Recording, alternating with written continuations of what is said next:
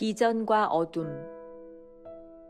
해질 때에 아브라함에게 깊은 잠이 임하고 큰 흑암과 두려움이 그에게 임하였더니. 창세기 15장 12절. 하나님께서는 성도에게 비전을 주실 때마다 그를 주님 손의 어두운 그늘에 두십니다.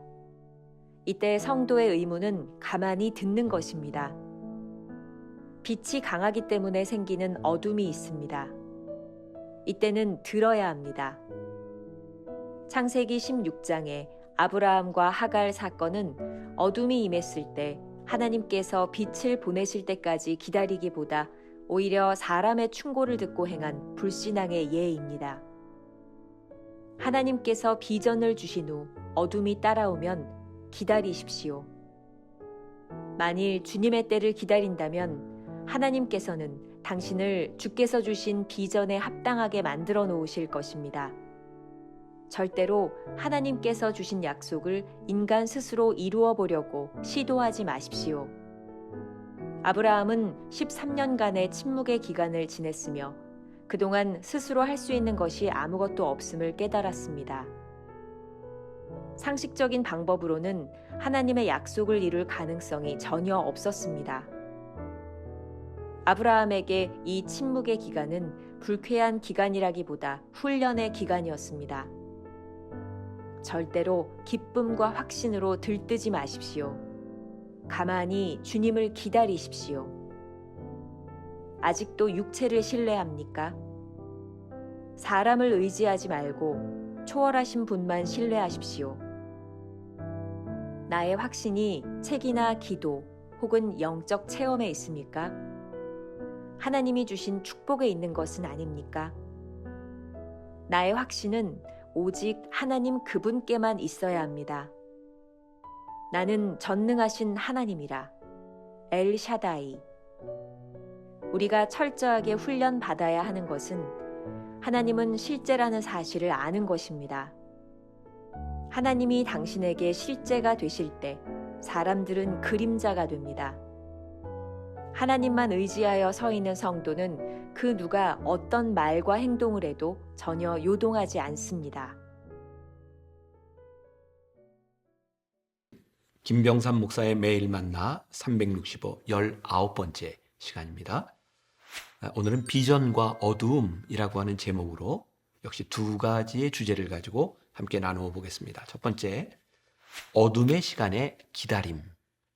비전과 어둠이 어떤 관계가 있을까요? 챔버스는 오늘 본문 말씀을 통해 빛이 강하기 때문에 어둠이 올 수 있다 이렇게 말하고 있습니다. 오늘 본문 말씀은 아브라함이 하나님께로부터 큰 비전을 받는 장면입니다. 아시죠? 창세기 15장에서 하나님께서 아브라함에 큰 축복을 하시고 심지어 400년 이후에 일어날 큰 민족을 이룰 것에 대한 약속을 하십니다. 그러나 놀라운 비전을 받았음에도 불구하고 아브라함은 이후에 13년 동안 하나님의 침묵을 경험해야 했습니다. 어찌 보면 하나님의 큰 비전 이후에 아브라함에게 찾아온 어둠의 시간입니다. 창세기 16장에서 아브라함이 하나님의 비전을 더 이상 기다리지 못하고 사람의 충고를 듣고 행한 불신앙의 이야기가 나옵니다. 잘 아는 이야기죠. 사라의 몸종 하갈을 통해서 자손을 얻게 된 이야기입니다. 인간 스스로의 힘으로 하나님의 약속을 이루겠다고 이스마엘을 낳았지만 그를 통해 하나님의 약속이 이루어지지는 않았습니다. 이 시기에 대하여 챔버스가 이렇게 말을 합니다. 본문을 읽어드릴게요. 아브라함은 13년간의 침묵의 기간을 지냈으며 그동안 스스로 할 수 있는 것이 아무것도 없음을 깨달았습니다.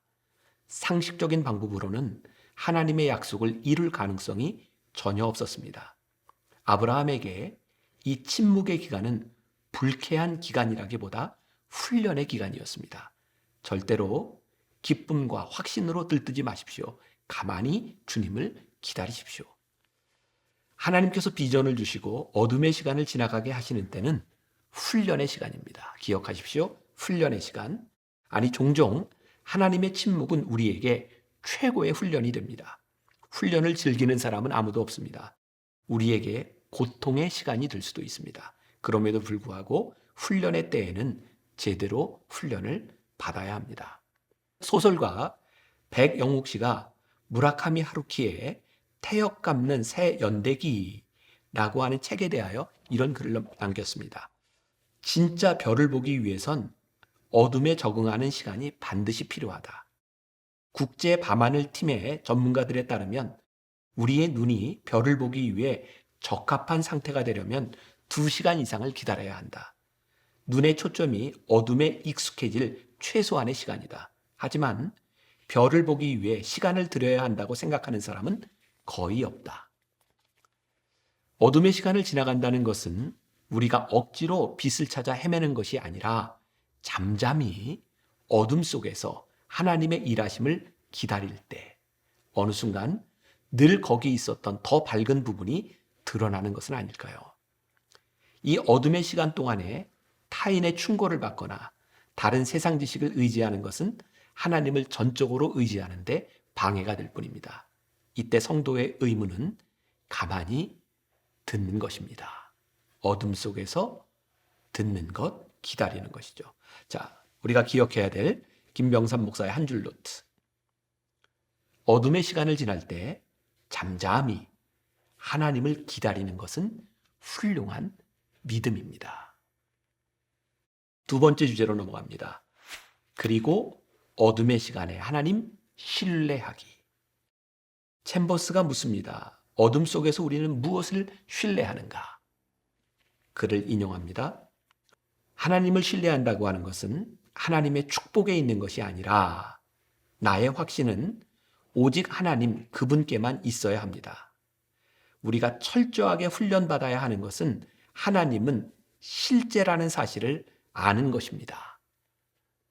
여러분들도 묵상책에 영어와 한글이 같이 되어 있을 텐데 똑같은 말인데 저한테는 이 말이 확 와닿더라고요. To know that God is real. 하나님의 실제를 아는 것. 오늘 하루 기억해도 좋을 것 같습니다. 어둠 속에서 우리는 가장 분명하게 실제이신 하나님을 바라보며 의지하게 됩니다. 우리들이 가지고 있는 확신 혹은 우리가 읽은 훌륭한 책, 기도하면서 경험한 영적 체험, 그리고 하나님이 우리에게 주신 축복도 실제가 아닙니다. 어둠 속에서 우리는 분명하게 하나님의 음성을 듣습니다. 챔버스의 말입니다. 우리가 철저하게 훈련받아야 하는 것은 하나님은 실제라는 사실을 아는 것입니다. 하나님이 당신에게 실제가 되실 때 사람들은 그림자가 됩니다. 하나님만 의지하여 서 있는 성도는 그 누가 어떤 말과 행동을 해도 전혀 요동하지 않습니다. 어둠 속에서 지나야 했던 날들, 그리고 지루하게 한없이 기다려야 했던 순간들도 참 의미가 있습니다. 그 시간들을 통하여 우리가 가장 분명한 하나님의 실제를 경험하기 때문입니다. 그 시간을 지나온 사람들은 그렇게 쉽게 세상에서 흔들리지 않을 것입니다. 아마 이런 얘기 들어보셨을 거예요. 여러 가지 음식이 있을 때 음식을 맛있게 먹는 법. 여러 가지 과일이 있을 때 과일을 맛있게 먹는 법. 케이크가 여러 종류가 있을 때 가장 맛있게 먹는 방법. 아주 간단하지만 어려운 방법입니다. 가장 맛이 없는 것, 가장 당도가 낮은 것을 먼저 먹는 것입니다. 맛있는 것, 당도가 높은 것을 먼저 먹으면 그 다음의 맛을 느끼지 못하죠. 눈앞에 보이는 즐거움을 유보하고 참는 훈련을 해야 끝까지 즐거움을 맛보는 것입니다. 어둠의 시간 동안 우리는 이 훈련을 받습니다. 그러니 어둠과 비전은 따로 떨어져 있는 것이 아니라 함께하는 것입니다. 이 시간의 기다림을 통해 우리는 성화의 시간을 갖게 됩니다. 이 시간들이 없었다면 우리는 지금처럼 하나님이 어떤 분이신지 알 수 없었을 것입니다. 아브라함에게 있어서 13년간의 기다림, 다윗이 겪어야 했던 13년 동안의 도망자 생활, 그리고 요셉이 애굽 땅에서 겪어야 했던 13년의 종살이는 하나님의 비전을 이루기 위한 필요한 시간들이었던 것입니다. 하나님의 침묵은 우리를 덜 좋아해서 겪어야 하는 시간이 아니라 연단을 위해 세우시는 필수적인 코스라는 것을 알아야 합니다. 우리가 기억해야 될 김병삼 목사의 한 줄 노트. 하나님을 신뢰하는 사람들은 어둠의 시간을 지날 때 실망하거나 요동하지 않습니다. 오늘 하루 이런 질문을 가지고 지나볼까요? 묵상 질문입니다. 하나님의 약속의 말씀에도 불구하고 혹 어둠의 시간을 지나고 있다면 그것이 우리에게 필요한 기다림의 시간은 아닌지 생각해 보면 어떨까요? 짧은 기도로 묵상을 마무리합니다. 주여, 저희 눈에는 아무것도 보이지 않습니다. 주여, 우리와 같이 행하시며 또 주무시지 않고 또 멀리 가시지 않으심을 어떻게 알 수 있습니까? 주님 빙그레 웃으시며 말씀하십니다. 내 안에서 살아라. 아멘.